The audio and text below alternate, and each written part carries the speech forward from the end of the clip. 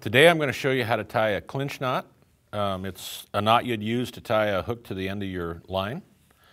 We're going to use this heavier cord today for demonstration purposes so that hopefully you can see how the knot is tied a little bit easier, but normally you would use a monofilament line to tie leaders.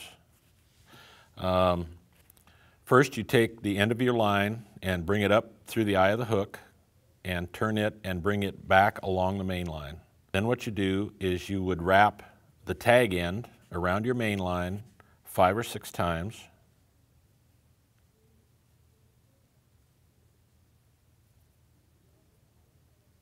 And then bring the tag end up through the loop that's made where the line goes through the eye. Hold that end and just pull on your main line. And it'll tighten up. And then what you need to do is pull on both ends of your line. And normally what you'd do is you'd probably use your teeth to do that. And once it's good and tight, you take scissors or some device and clip off the end of your line.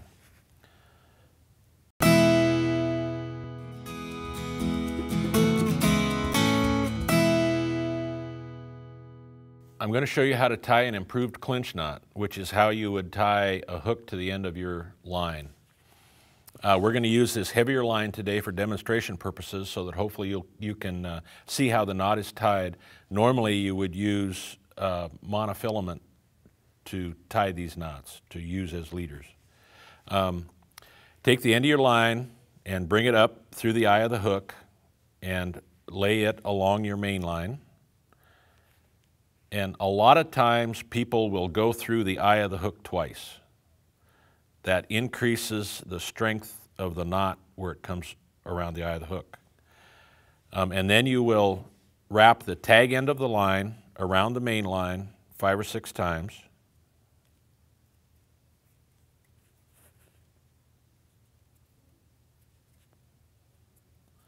Bring the tag end through the loop that's made where the line goes around the eye, and then bring that loop back through the loop that you've made previously, and then hold it and pull on your main line.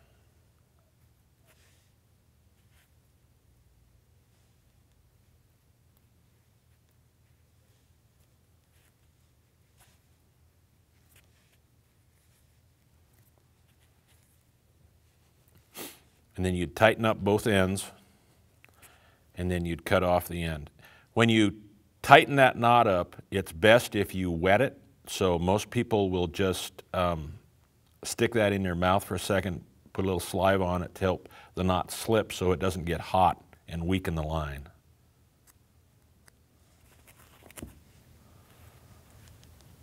And there's the improved clinch knot.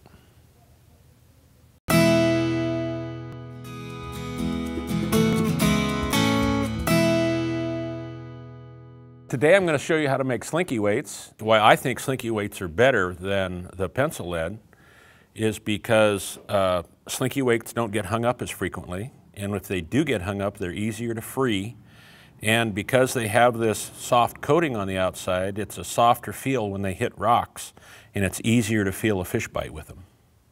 So let's get into making them. You're going to need some parachute cord, some sort of a heat source with a flame like a lighter, something to cut the parachute cord with, a scissors. One of these tools is really handy. You can buy them at your local tackle shop, and then you'll need some sort of lead balls. These are 1/4-inch lead balls. So what you do is you take a piece of parachute cord and you take the center out, and then you burn an end and have something to wipe that hot plastic with.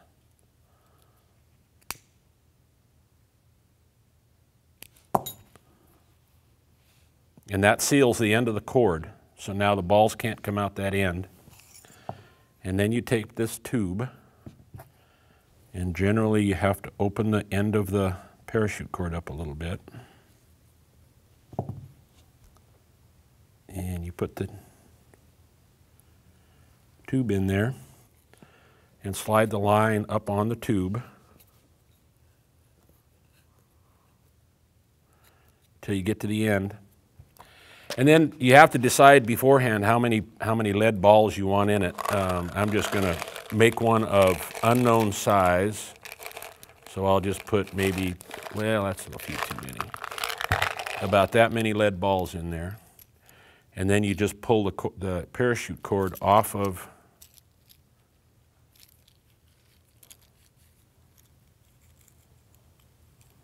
and I've got too many lead balls.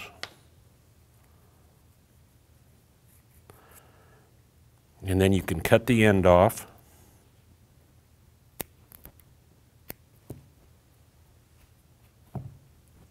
And then burn that end.